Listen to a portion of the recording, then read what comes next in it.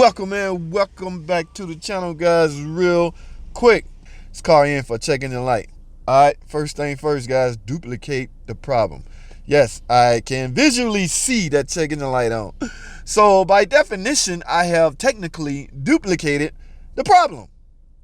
He came in, the problem is my checking the light on. We couldn't get much out of him as far as what it's doing, okay? Sometimes check engine light can be on in the car and not have any symptoms, any problem, any physical problem. It could be running perfect with a check engine light on. Yes, that's highly possible. In fact, it happens. Okay, but the main concern is what triggered the check engine light on.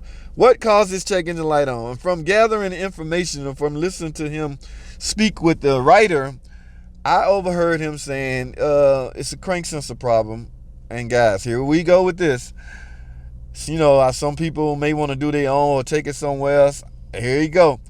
I just got a crank sensor replaced. All right. We get that all the time. I just had it replaced, so what do you want me to tell you something different? No, you want the problem fixed properly. Okay, there may be certain places you go to get your car diagnosed and fixed properly, as opposed to places you go to simply try to save money and go the cheaper route. Nothing wrong with that, guys. If you don't have it, you don't have it. I've never been the one to criticize somebody for paying what they can afford, all they have. If that's all you got to do what you got to do, guys. So, I mean, now he's here. Now, what does that say about the money he just wasted at the other place? You know, it's a gamble. It's all a gamble. But here, when you come to me, I tend to think and want to believe this is your last stop. Okay, once it's out of my possession, your problem is either taken care of or you know what it's going to take to take care of it. Which you gotta, because I'm in that position, I have to get paid one way or the other. So there's a thing called diagnostic checkout charge, and there's a thing called repairing the problem. All right, so you technically can go to a shop and pay for professional advice. You can take your car to a shop and actually pay the diagnostic time and leave. A lot of people do that. A lot of people basically want to know, because a lot of people don't have the scan tools that I may have. They want to know what's wrong with their car so they can go to Cousin Pookie. I have no problem with that. But all you have done by doing that is take the mechanic that diagnosed it out of the loop. Okay, he's not responsible for whatever happens once he give you the diagnostic. Now, you can make him responsible for what he diagnosed or what he recommend by merely paying him to do the job. Then he is solely responsible for everything. Okay, everything, guys. But keep in mind, that comes at a cost, a different cost. Okay, there's a diagnostic charge and there's the repair charge. Typically, if you purchase the repair charge, the diagnostic charge will be factored into the repair charge. So that's the best way I can explain it, guys.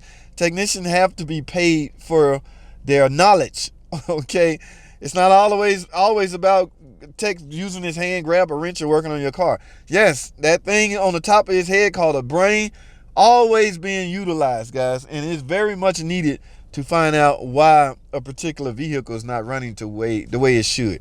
So I've been ranting too long. A lot of people don't like these rants, but I feel the need to tell you where I'm at, where I stand on the particular car I'm working on.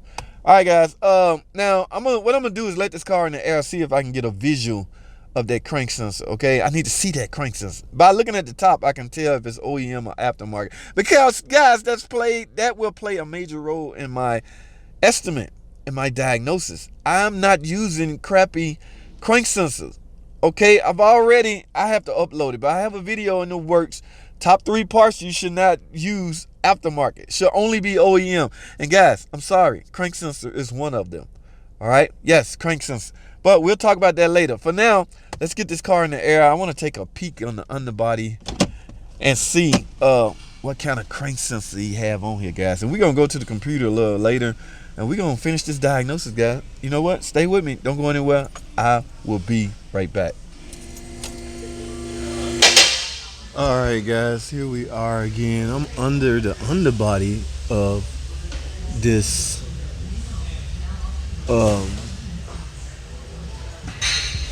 Dart Okay, now they said they replaced the crank sensor already. I know we got the P0335, and that's typically an indication of a problem with the crank sensor. Okay, so I'm trying to get a peek. I can't remember exactly where the crankshaft is located or where the crank sensor is located, but guys, I talk about this all the time. You can pretty much tell where a part live based off of what it does. Okay, so if a crank sensor's job is to report back to the controller the turn revolution of the flywheel, it has to be somewhere in the area of that flywheel. This cover is what really was messing me up, and I don't want to spend the time to take it off because they wanna know something fairly quick. So it must be up at top. It must be up top. In fact, is this a 9-speed transmission? This is a ZF, so I can't even see that. ZF you typically can get to from under the bottom, guys. But again, he said he had it replaced already. I do not. I'm not sure what kind he put on it. He don't know. I don't even think he did it. He had somebody to do it. Or he was saying he got it done. You know, we get those customers that come in and say they want their car checked out. They fussing at us. They basically mad at the previous mechanic. Now, even though the previous mechanic may not have done anything wrong, so he basically frustrated at the world. Okay, he got a check engine light on. He got a code for a crank sensor. He got one put on. A week later, the check engine light is back on for a crank sensor problem.